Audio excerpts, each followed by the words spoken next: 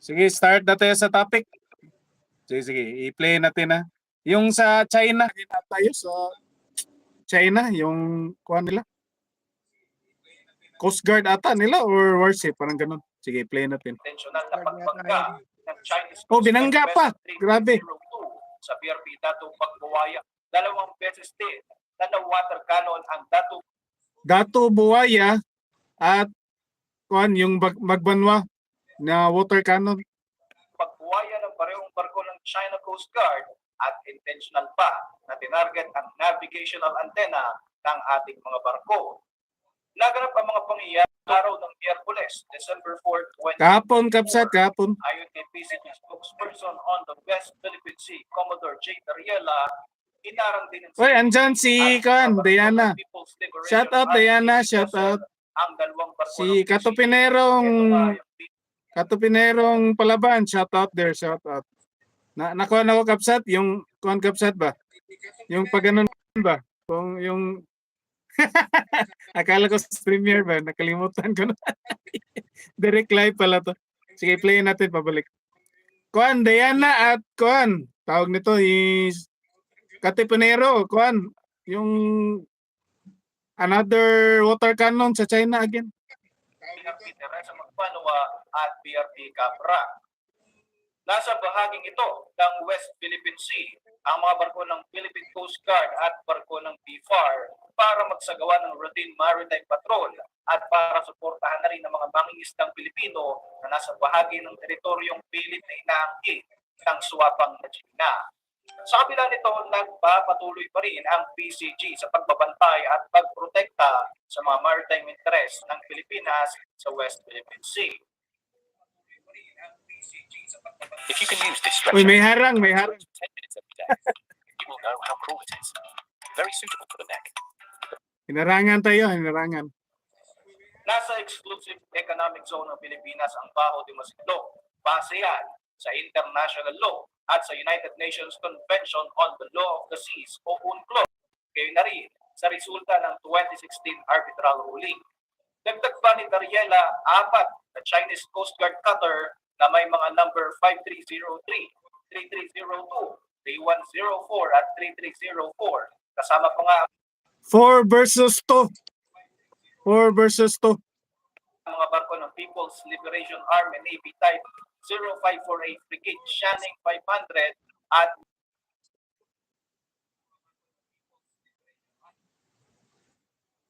Maritime Agency Mission ng Pilipinas sa bahaging ito ng WPS. Kabilang sa mga ginawa ng China, ang sinasabi raw nila na control measure in accordance to the law. Ito nga yung pag-water cannon at pagbangga sa BRP Dato Pagbuwaya bandang 6:30 AM. Samantala, isa na marahil sa mga issue na hindi na dapat. O yun, Kapsat. Anong masabi mo doon, Kapsat? Ang grabe. Nga gaya nga na nasabi ni Katipunero, na-distract ako sa background eh. Gaya na sabi ni Katipunero, parang dahil dun sa pangano ni Sarah, parang minsan nalilimutan tuloy nung mga maharap doon sa problema kasi masyadong na-concern dyan sa mga ni Sarah. Minsan tuloy lang na nalilimutan yung China.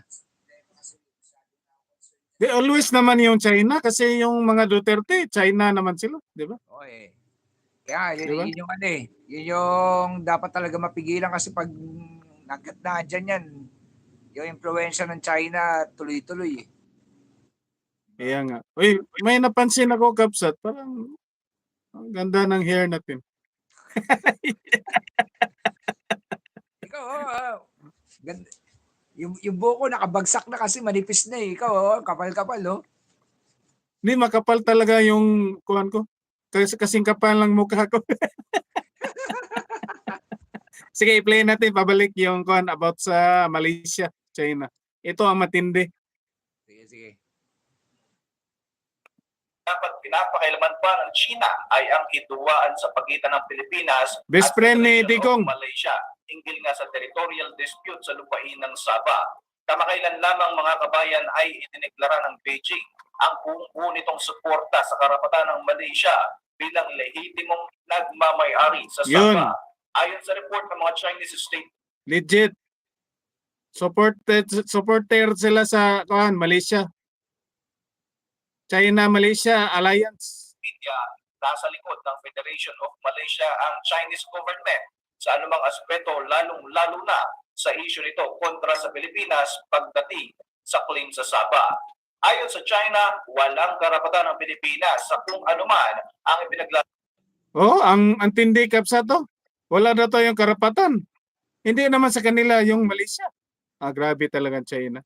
pinaglalaban nito sa nasabing teritoryo. Dagdag pa ng Beijing na napapaloob sa historical rights ng mga Malaysians ang ebidensya na sila ang totoong may-ari sa nasabing lupain.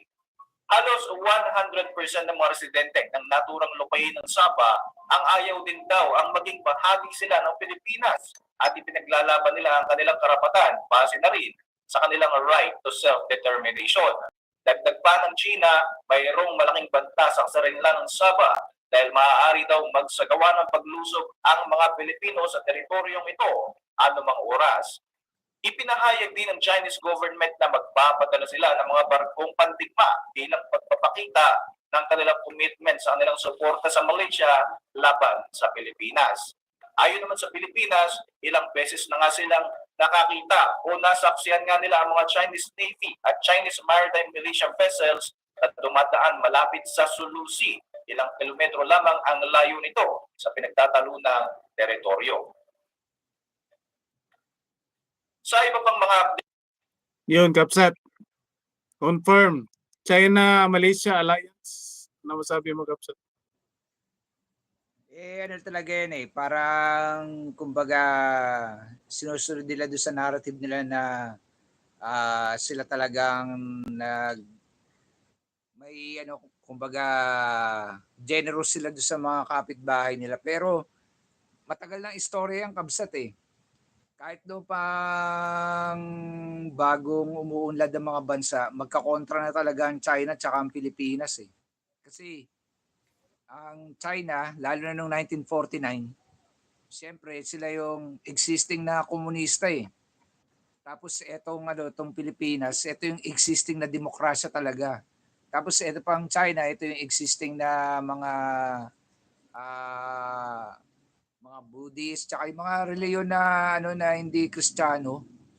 Sa kanila Kapsat, parang si Katupinero, i-segue ko mo, parang galito, sabi niya sa comment section, kaya kayong nasa comment section, huwag kayong maawa sa mga details. Si Katupinero, niya, Kapsat. Kasi nga, yun nga, talagang yan, magkakontra yan noon pa.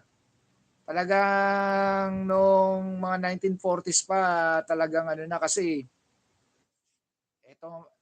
kahit nung early 1900s, talaga magkakontra na yan kasi itong Pilipinas, maunlad. Malaya ang mga tao. Tapos Pero ang alam ko, Kapsat, sa Malaysia, madaming Chinese. yun pa. Di ba ang mga pangalan ng ibang dyan, parang 3 syllable din. Yep, parang mga ganun. May narinig ako na she talaga na family name sa Malaysia. Malaysia. Tama yan.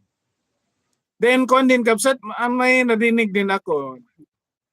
I'm not confirming it, parang pinabalik yung Sabah sa Pilipinas sa isang court na napanalo natin.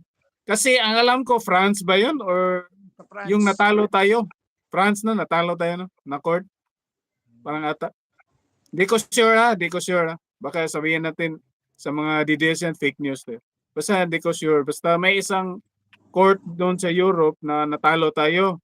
Then may 2 court ata sa Europe pa rin, parang nanalo tayo. Yun ganun. Yung sinasabi ng China, yan, talo na naman dyan ng China sa usapan ng historical Kasi historically talaga. Hoy, Libog ha, TV, shout out. Andiyan pala si Kapsat. Historically, may ebidensya pa. May mga papel. Kumbaga sa existing pa yung mga dokumento. Talagang sa Pilipinas yung Sabah. Kaya nga. Malinaw na malinaw yun. Hindi ba itatanggi ng China? Umahanap lang ng kasi yan ang style ng China eh. Binibiyak niya eh. Siyempre, pag pumabor siya sa Malaysia, mabibiyak yung ASEAN. Kapsat, iba to sinasabi ni Al Libugha. Sabi niya, naharang ni Harry Roque ang Sabah. Paborito kasi ni Roque. Sige, mag-topic muna tayo ng ibang topic. Sige. Ito talaga si Al. Ginulo ang live natin. Hindi kaya masaya yan si Kabsat Al. Lagi maligaya. Parang may nagpapaligaya dyan. Madam. Di ko alam sa love life niya, yung kuan niya, views. Gumaganda. Kuan, we are proud of you, kuan, Kapsat Al. Kaya tuloy Sana mo nga na- kami din, ganon kami. Kabsat, Ganon din mga views namin. Hindi mo na mapansin yung kutis niya kumikinis. Kuan kasi may kuan na siya, kanang di ko sure ha, Ala, kuan, may kuan ka na ba? Yung regular na work? Parang ganon, di ko alam. Parang nagiging pinkish yung niya, pink na pink yung kutis niya. Pulatanin ba?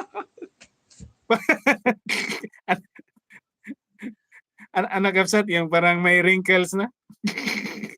Yun ba yun? Parang Velo essential sa ngayon. Baka nag-stem cell siya, Kapsat. Stem cell. Stem cell. Ayun na, topic na natin si Kabsat Al. Si Kapsat Al kasi. Sige, i-play natin yung topic.